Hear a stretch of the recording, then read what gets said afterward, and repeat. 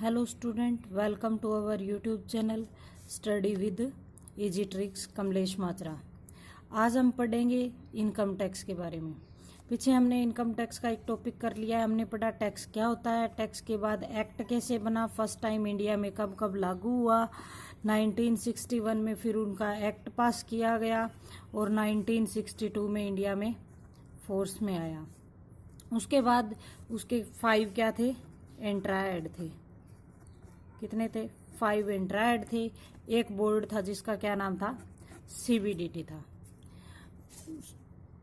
आज हम पढ़ेंगे छोटे छोटे कुछ एक क्रक्स पॉइंट है जिनके बारे में आज मैं आपको बताऊंगा। कौन लेता है ये टैक्स? सेंट्रल गवर्नमेंट लेती है। अब हम छोटे छोटे क्रक्स पॉइंट के बारे में, फर्स्ट ऑफ ऑल ये पता है कि कौन देती है, कौन लेती है? सेंट्रल गवर्नमेंट लेती है। अब हम पढ़ेंगे कि सेंट्रल गवर्नमेंट के बारे में। First of all central government में एमएचआरडी क्या करेगा? इसको होल्ड करेगा। एमएचआरडी क्या करेगा? इसको होल्ड करेगा। और ये पेश कौन करता है? Ministry of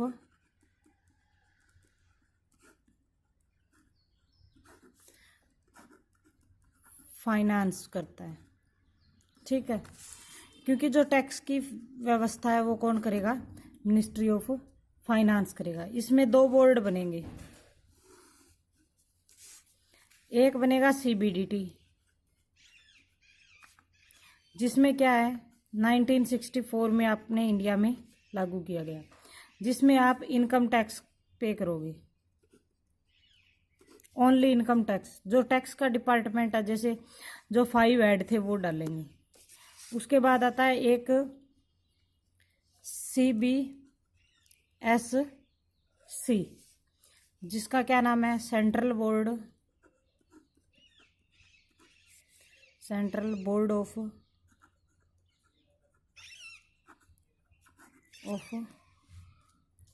excise and custom. एक ये बोर्ड है, central board of excise and custom. इसमें क्या क्या आता है ये देख लो। पहले अलग अलग टैक्स देते थे, अब एक ही टैक्स देना पड़ता है, जीएसटी। यह एक बहुत बड़ा चैप्टर है जो कॉमर्स का यूनिट नंबर 9 है, लीगल एंड एस्पेक्ट, उसके अंदर मैं करवाऊंगा आपको। जीएसटी में क्या है कि central level SGST state level में, और सीजीएसटी सेंट्रल लेवल की जीएसटी। ठीक है, एक कस्टम ड्यूटी आ गया।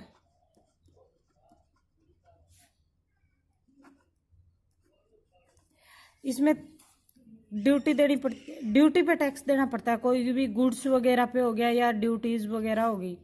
सेंट्रल लेवल या स्टेट लेवल, स्टेट लेवल पे क्या आएगा? वेट टैक्स आएगा। सेंट्रल लेवल पे क्या आएगा? Excise duty.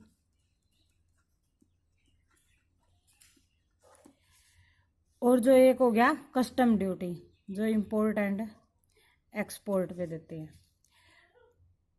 अब मैं आपको पहले ये बता दूं कि वेट टैक्स क्या होता है, एक्साइज ड्यूटी क्या होती है और कस्टम ड्यूटी क्या होती है। फर्स्ट ऑफ ऑल हम पढ़ेंगे वेट टैक्स के बारे में। वैल्यू एडिड टैक्स,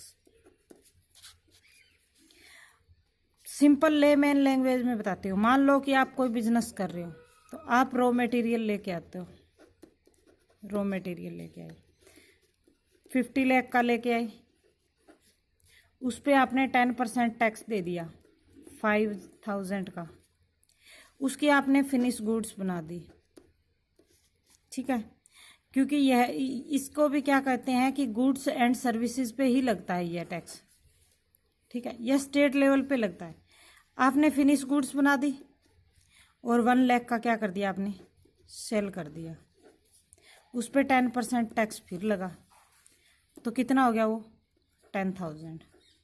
अब इन दोनों का जो डिफरेंस आ गया 5,000, ये वेट टैक्स होता है। ये जो टैक्स देते हैं ना इन दोनों के बीच के डिफरेंस को, वो क्या कहलाता है? वेट टैक्स होता है। मान लो आप रॉ मटेरियल लेके आए, फिर आपने फिनिश गुड्स बनाया, उसको सेल किया, जो जो टैक्स लगा वो क्या हो गया, वेट टैक्स। और ये कौन सा टैक्स होता है, इनडायरेक्ट टैक्स होता है, इनडायरेक्ट टैक्स कहलाता है ये। उसके बाद आती है एक्साइज ड्यूटी। नेक्स्ट आती है एक्साइज ड्यूटी, जो कि कोई भी प्रोडक्शन, उत्पादन और मैन्युफैक्चरिंग पे जो भी टैक्स लगता है वो क्या कहलाता है, एक्साइज ड्यूटी। इसमें अलग अलग होती है, पहले भी अलग अलग, पहले क्या थी, अलग अलग थी, लेकिन अब जीएसटी लागू करने के बाद क्या कर दिया, एक कर दिया, मर्ज कर दिया। उसके बाद आती है कस्टम ड्यूटी। क्या पढ़ेंगे, कस्टम ड्यूटी। जो भी इंपोर्ट करते हैं या एक्सपोर्ट करते हैं, जो भी ट्रांसपोर्टेशन का काम है, इंपोर्ट का और एक्सपोर्ट का, उन पे जो टैक्स लगता है उसको क्या कहते हैं, कस्टम ड्यूटी कहते हैं। क्विक रिवीजन ले लेते हैं। एक बार हमने क्या पढ़ा है, सेंट्रल गवर्नमेंट एमएचआरडी जो है वो फाइनेंस मिनिस्टर, उसमें क्या है, बिल पेश करेगा। बिल अपना पेश होता है कॉन्स्टिट्यूशन में ही, पार्लियामेंट के अंदर ही, ठीक है। उसमें अपने पास दो बोर्ड है, फाइनेंस मिनिस्टर के पास सीबीडीटी हो गया, सीबीएसई हो गया। सीबीडीटी जो बोर्ड है वो इनकम टैक्स के लिए है, जो कि क्या है, डायरेक्ट लगता है। और इसमें सीबीएसई में क्या है, इनडायरेक्ट टैक्स आते हैं, सारे इनडायरेक्ट टैक्स आते हैं। ये जो 5 हेड है उन पे लगता है, डायरेक्ट होता है इनका, इंट्रा हेड होता है, ये इंट्रा हेड होता है, इंट्रा हेड होता है, ठीक है।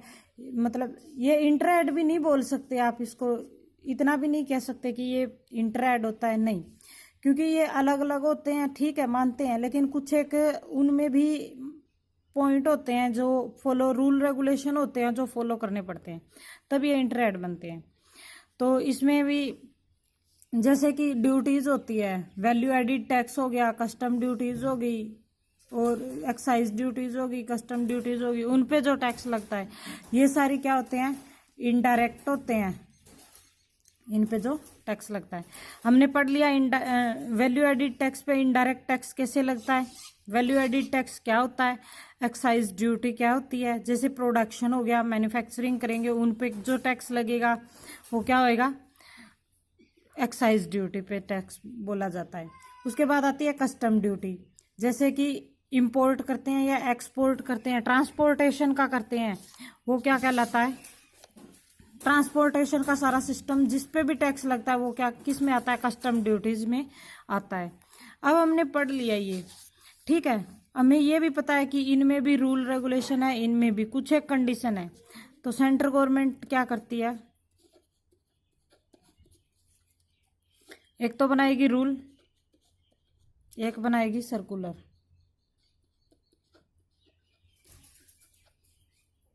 क्या करेगी, सेंट्रल गवर्नमेंट के रूल और सर्कुलर। रूल क्या होता है, कंपलसरी होता है, जैसे कि डेली स्कूल जाना ही जाना है बच्चे को। अगर स्कूल में एडमिशन कर दिया, नर्सरी में है, मान लो मम्मी ने ये रूल बना दिया कि ये रूल तेरे लिए फॉलो है, तो है, मतलब कंपलसरी है। सर्कुलर ये है कि टाइम टू टाइम चेंज होता रहता है। जैसे मम्मी ने टाइम टेबल बना दिया, आज तो इतने इतने टाइम ऐसे ऐसे पड़ेगा, कल को गेस्ट घर आ गए तो वो चेंज हो गया, तो फिर क्या है, टाइम टेबल चेंज हो जाता है। जो टाइम टू टाइम चेंज होता है वो सर्कुलर होता है। रूल क्या होता है, जैसे इनकम टैक्स 1961 था, जो क्या है, कंपलसरी है, जिसको आप चेंज नहीं कर सकते। लेकिन जो फाइनेंस एक्ट होता है ना, वो पर ईयर चेंज होता है। जैसे इस बार 2020 का हो गए, तो ये क्या हो जाएगा, अमेंडमेंट होएगा इसके अंदर, इसको आप, इसमें आप अमेंडमेंट करते हो, वो क्या है, सर्कुलर के अंदर आता है। अब हम कुछ एक छोटा सा एक आधा क्रैक्स पॉइंट और है वो और पढ़ते हैं। जैसे कि आपने क्या किया, टैक्स भरा, टैक्स फाइल रिटर्न की, अपना केस जाएगा, वो अपनी तरफ से क्या गई, एक फीस गई। किस किस वे से गई, एक तो टैक्स भरा, एक सेस दिया, उसमें अलग अलग डिडक्शन भी देनी है, एग्जम्पशन भी मिलेगी, और एजुकेशन सेस भी देंगे, सरचार्जेस भी देंगे, ये सब क्या है, अलग अलग है।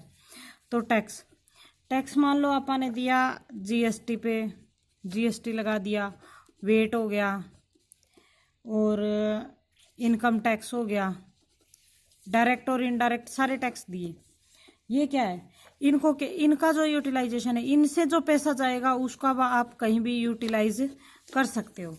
लेकिन जो एजुकेशन सेस है, एजुकेशन सेस हो गया, सरचार्जेज हो गया, सेस जो होता है ना वो क्या होता है कि उसके नेम से बोला जाता है।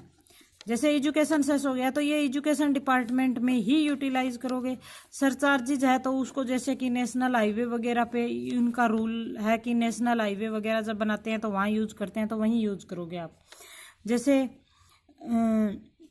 के किसान क्रेडिट कार्ड हो गया तो आप उसको मतलब किसान क्रेडिट कार्ड के लिए ही यूज करोगे, चाहे उसको कैसे भी लोन वगैरह देकर करोगे। ठीक है, तो इसका क्या होता है कि इनका जो जिस डिपार्टमेंट के लिए लिया जाता है उसी में ही यूटिलाइज किया जाता है। और जो टैक्स होता है उसका क्या है कि आप कहीं भी यूटिलाइज कर सकते हो। वैल्यू एडिड टैक्स निकाला आपने, ठीक है, रॉ मटेरियल और मैन्युफैक्चरिंग की सेल के बाद फिनिश गुड्स के बाद आपने मान लो जो टैक्स लिया, इनका जो डिफरेंस है ये थोड़ी ना ये रॉ मटेरियल या फिनिश गुड्स में ही यूज करोगे, नहीं कहीं भी आप दे सकते हो। मतलब सोशल हेल्प के लिए सोसाइटी में भी आप यूज कर सकते हो। इससे आगे कुछ एक क्रक्स पॉइंट और भी है, वो मैं नेक्स्ट वीडियो में लेकर आऊँगा students. Thank you so much. अगर मेरी यह वीडियो पसंद आई हो तो please like share and subscribe जरूर करें।